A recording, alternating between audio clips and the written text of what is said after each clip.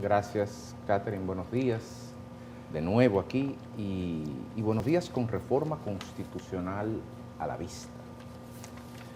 Sobre el tapete está esa discusión sotoboche que va y viene como un reflujo constante en esta administración que se plantea la necesidad de una reforma constitucional.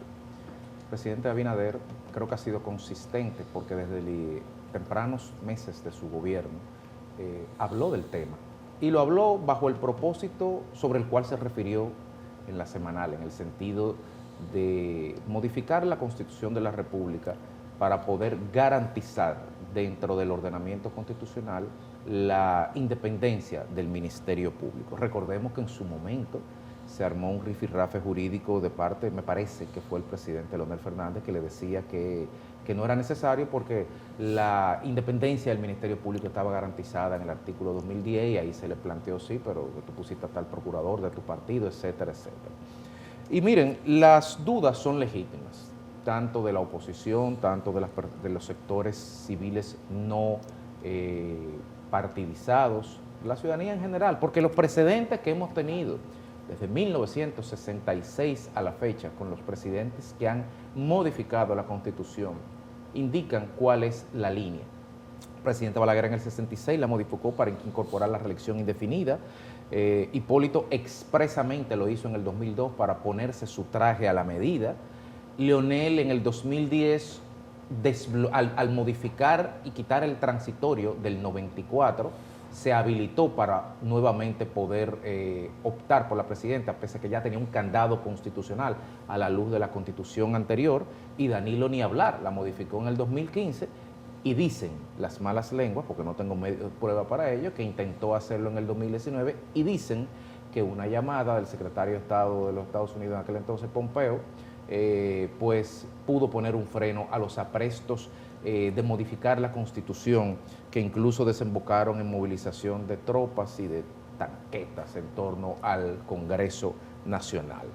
Repito que las dudas y las preocupaciones son legítimas, porque por más buenas intenciones que tenga alguien, el poder absoluto, el poder corrompe, y el poder absoluto corrompe absolutamente, decía Lord Acton en Inglaterra. Y el poder es un demonio que tiene mucha fuerza, pero más fuerza tienen los anillos que se tejen en torno al centro del poder, las vocecitas que empiezan a aplaudir, a susurrar, a decir, a endiosar.